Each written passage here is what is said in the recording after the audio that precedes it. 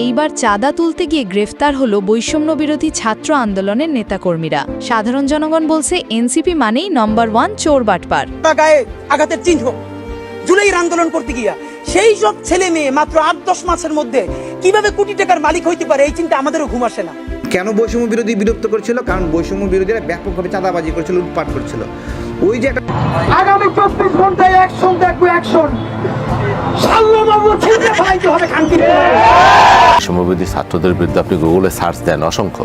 চাঁদাবাজির অভিযোগে রাজধানী ঢাকাসহ দেশের একাধিক জেলা থেকে গ্রেফতার করা হয়েছে বৈষম্য বিরোধী ছাত্র আন্দোলন বা ওবিসি ছাত্র আন্দোলনের একাধিক শীর্ষস্থানীয় নেতাকর্মীকে। সংগঠনের পক্ষ থেকে বারবার দাবি করা হয়েছে তারা চাঁদাবাজির বিরুদ্ধে অবস্থান নেয় এবং ওবিসি ছাত্র আন্দোলনের ভেতরে কোনো চাঁদাবাজ নেই, কিন্তু বাস্তব চিত্র তার সম্পূর্ণ বিপরীত। সূত্র বলছে ঢাকা, চট্টগ্রাম, রাজশাহী, সিলেট ও খুলনা সহ প্রায় প্রতিটি বিভাগীয় শহরে স্থানীয় প্রশাসন ও গোয়েন্দা সংস্থার নজরদারিতে ধরা পড়েছেন ওবিসি ছাত্রনেতারা।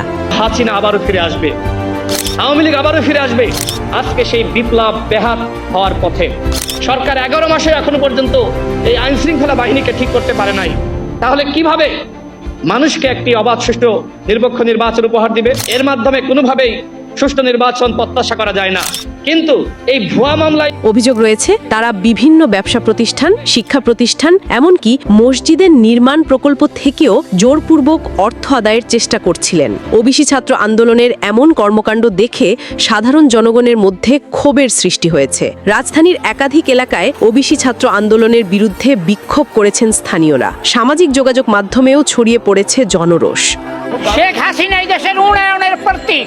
ও 15 বছরে যা করছে 100 বছর তা কেউ করতে পারবে না, কোন রাজনৈতিক দল করতে পারবে না।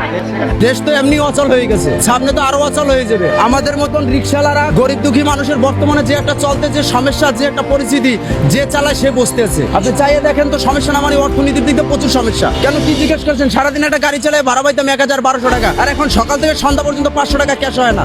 কেন, কোন কারণে? সমস্ত শেখ হাসিনার তো মানুষ অল্প তো ভুলে গেছে, ঠিক আছে? এই দেশে শেখ হাসিনা যা করে দিয়ে গেছে, এমন কোন সরকার আমি পারলে আমার দেয়া যে কইরা।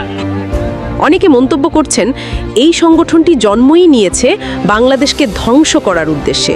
রাজনৈতিক বিশ্লেষকরা বলছেন ওবিসি ছাত্র আন্দোলনের নীতি আদর্শের ভেতর এক ধরনের ছলচাতুরি লুকিয়ে আছে। মাইলস্টোনের ঘটনাকে পুঁজি করে আবার আওয়ামী লীগ পুনর্গঠিত হচ্ছে। কেন বৈষম্য বিরোধী বিলুপ্ত করছিল? কারণ বৈষম্য বিরোধীরা ব্যাপকভাবে চাঁদাবাজি করছিল, লুটপাট করছিল। ওই যে একটা ঘোষণা দিল বৈষম্য বিরোধী নামে আর কিছু নাই, এটা ছিল একটা আই ওয়াশ, মানুষের চোখে ধুলা দেওয়া, যাতে করে এই বৈষম্য বিরোধীর নামে যে লুটপাটগুলো হচ্ছে এলাকায় এলাকায়, জেলায় জেলায়, এগুলোর দায় তাদের ওপর না আসে। তাহলে তারা যদি এটা বিলুপ্তই করে, তাহলে এটার কাউন্সিল কেন করলো তাদের অফিসে, তাই না? এখন ওই তো তারা এগুলো, তারা আসলে তাদের রাজনৈতিক সেটেলমেন্ট নাই, তারা কি করবে বুঝতে পারছে না। ঠিক আছে, ওই মানে এমনি অল্প সময় জনপ্রিয়তা পেয়েছে তো শেখ হাসিনার রেখে যাওয়া মিডিয়া। তারা বলেন এই সংগঠনটি দেশের শিক্ষা ব্যবস্থা, স্বাস্থ্য খাত, অর্থনীতি এবং সার্বিক অবকাঠামোকে পরিকল্পিতভাবে ধ্বংসের পথে নিয়ে যাচ্ছে। বিশিষ্ট রাজনীতি বিশ্লেষক অধ্যাপক মাহমুদুল করিম জানান, ওবিসি ছাত্র আন্দোলন কখনো দেশের মঙ্গল চায়নি, বরং তারা একটি দুর্বৃত্ত ও আত্মস্বার্থপর দল, যারা শুধুমাত্র রাজনৈতিক ফায়দা লুটতেই সক্রিয়। জনসাধারণের একটি বড় অংশ মনে করছেন দেশের ভবিষ্যৎ এখন গভীর সংকটে। তাদের মতে এই পরিস্থিতি থেকে উত্তরণে একমাত্র পথ হলো স্থিতিশীল ও কার্যকর নেতৃত্ব। সবার বিরুদ্ধেই আছে, বৈষম্যবিরোধী ছাত্রদের বিরুদ্ধে আপনি গুগলে সার্চ দেন অসংখ্য। চাঁদাবাজি, সমন্বয়ক পরিচয়, এটা জামাত ইসলামীর লোকদের বিরুদ্ধে অভিযোগ আছে, দখল, এইটা